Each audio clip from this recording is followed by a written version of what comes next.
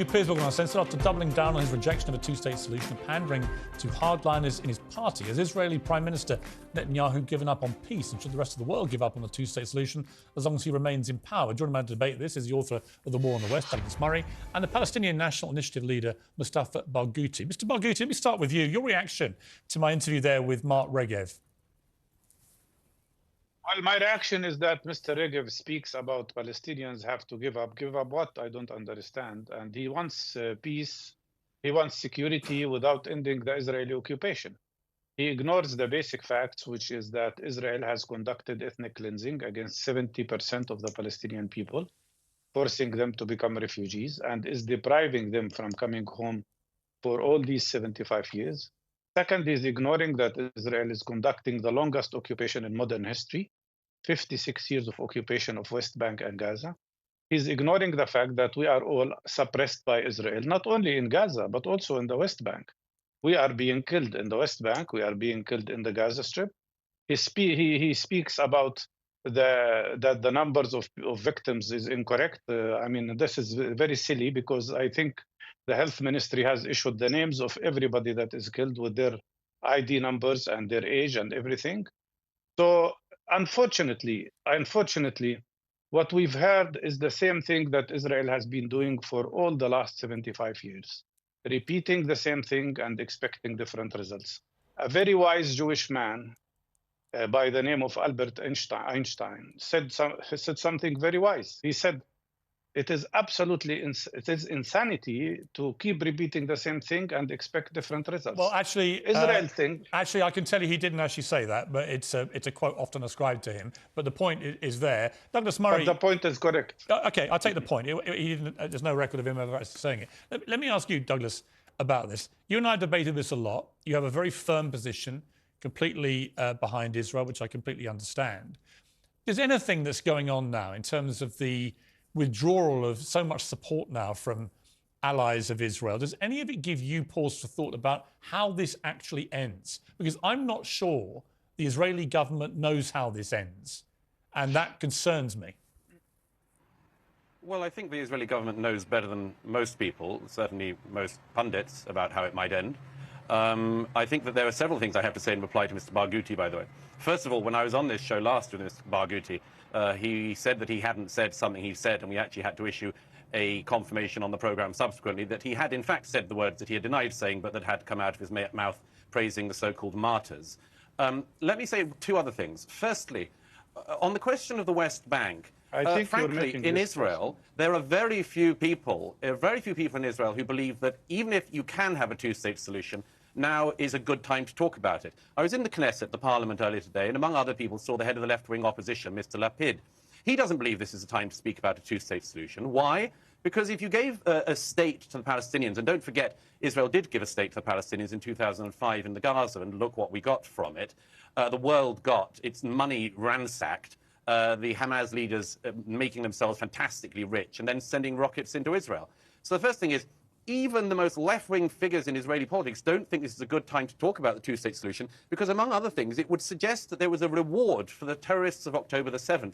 And the reward for the actions of that day was to double down on giving the Palestinians yet another state. The second thing that has to be said about that, if I may, is that on the subject of the West Bank, if you go to the West Bank, as I was again the other night, and if you stand in the hills overlooking Israel, you will see from those hills the lights of Tel Aviv, the city I'm standing in at the moment. You will see the lights of Haifa, and you'll see the lights of Ben Gurion Airport. Now, knowing what Israel knows about what Hamas did with the Gaza, making it into a military infrastructure and firing rockets at southern and central Israel, why on earth would the Israelis give another piece of territory which they didn't have security over in the West Bank to another Palestinian faction which would have the ability to fire similar rockets at every single part of Israel? And I need to add one other thing.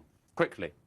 On the subject of the Palestinian Authority, many people outside Israel seem to think that the Palestinian Authority is, as it were, the peaceable wing of Hamas, or is the sort of Sinn Féin to Hamas's IRA. That is not the case. The Palestinian Authority, as well as being a deeply corrupt entity, which I don't need to tell Mr. Barghouti about, he knows well about that, as well as being a deeply corrupt entity, the Palestinian Authority that is funded by the Israelis, as well as the Europeans, the British and the rest of the international community, pays salaries to terrorists. It pays salaries This is to the people disgusting, you who know. kill people Okay, in well, let me- Israel. all And right, let me- that is something absolutely Okay. impossible to make peace with. I just heard Absolutely Mr. disgusting. Barghouti use the word disgusting. So, Mr. Barghouti, over to you. It is disgusting. It is Well, disgusting. Mr. Morgan, I think you have to be fair. You can't bring Mark Regev and give him like 10 or 15 minutes and then bring another pro-Israeli and make him share the time with me. You have to be fair in giving me enough time, because what we've just heard is absolutely rubbish. Absolutely rubbish. Just repeating Israeli propaganda, just repeating faults, and I don't agree with him that he has verified what I said. I don't agree with him totally. And he is repeating the same aggressive and fascist speech. They don't want two states. What do they want to do with the 7 million people? 7 million Palestinians live on the land of historic Palestine, equal to the number of Jewish people. What is the solution? They don't want two-state solution? Fine, let's have one democratic state with equal rights for everybody.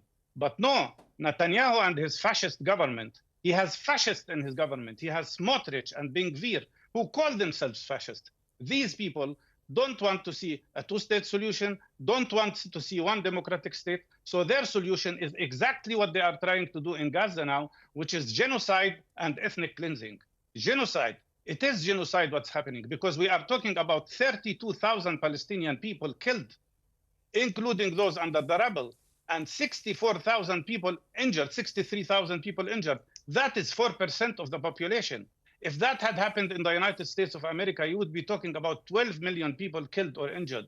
Is that acceptable? Okay. Is it not that Israel is occupying the West Bank? Okay, let me Isn't the United States of America saying that there is occupation? Okay, The Mr. international Barghouti, law says there is occupation. I hear you. I'm going to go back to Douglas. So Ephraim Mervis, the UK's chief rabbi, has said that using the word genocide to describe Israel's actions in Gaza is an increasingly frequent, disingenuous misappropriation of the term. He said the use of the term is a moral inversion which undermines the memory of the worst crimes in human history and designed to tear open the still gaping wounds of the Holocaust. Oh, Douglas, we can't hear you. I don't know if you can hear me, but we can't hear you. There might be a sound. Maybe. Oh, Douglas, I got you back, I think. Okay. Let me just say, can you hear me now, please? Yes, I can hear you. Can you hear me now? Let me just quickly say this about the genocide thing. Of course that's the case. Mr. Barghouti likes to throw around the word fascist. Fine, I'll throw it back at you, Mr. Barghouti. Not just a fascist, but an apologist for terrorists. Fine. We can all throw around slurs at each other. But more important is the fact that you said that I had told lies. Unlike you, I don't tell lies. I'll tell you why. I'll tell you why. Unlike you, I don't speak out of two sides of my mouth. I'm speaking out of one side of my mouth, and it's direct at you. So let me just correct what you just said. You said what I said were lies. Unfortunately for you, I have here with me the amended Palestinian Prisoners Law of 2004. Now, Mahmoud Abbas, who now runs the Palestinian Authority, signed this into law. This means that, and I'm quoting Article 2 here, prisoners, anyone incarcerated in the occupation's prisons for his participation in the struggle against the occupation will be given a salary let me finish my point. Will be given a salary by the Palestinian Authority. Oh, you think they're freedom fighters? Well, let me tell you another couple of things then. Because everyone watching pays their taxes, and some of their taxes go to the Palestinian Authority. Here's the budget, the Palestinian Authority in 2018. This is the PA's own budget, Mr. Barghouti, so don't lie about that. $162 million was allocated to the Prisoners and Released Prisoners Ministry.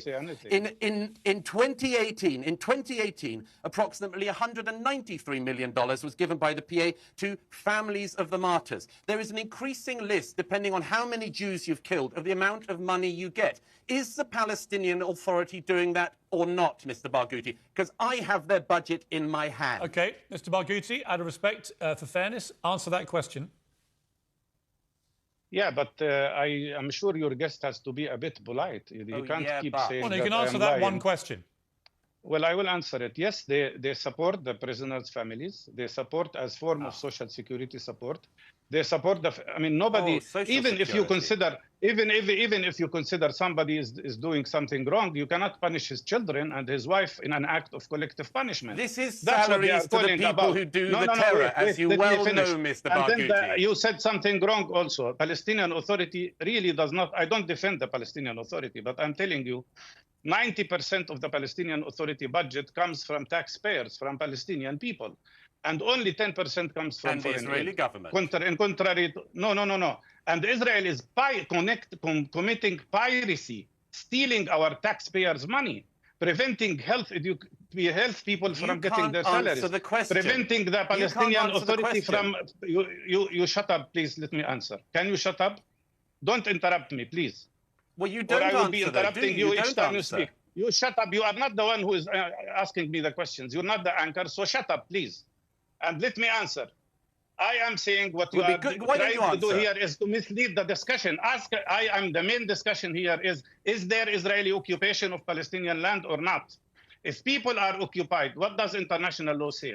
International law says that people who are under occupation have the right to struggle against their occupiers using all forms. No, that's what the UN says. You can't deviate the discussion. And the main fact here is that the problem we have is that Israel is occupying Palestinian land, and Israel is oppressing Palestinian people. Since 1967, Israel conducted 1 million arrests against the 7 million people who are living there.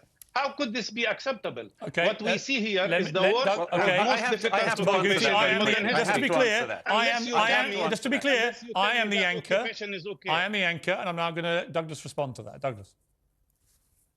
Two things. First of all, Mr. Barghouti talks about the Israelis Mr. Barghouti, let Mr. Murray speak, please. Mr. Barghouti doesn't want to. Mr. Barghouti, let Douglas Murray respond. Don't talk over him. Yeah, okay, fine, please.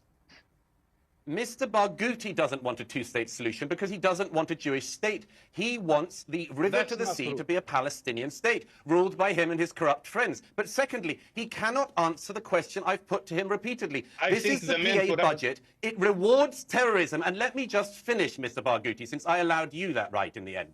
This budget not only extends to rewarding the people who carry out acts of terrorism against Jews and the families of people who do, thus incentivizing terror, and that's the Palestinian Authority. The Palestinian Authority has also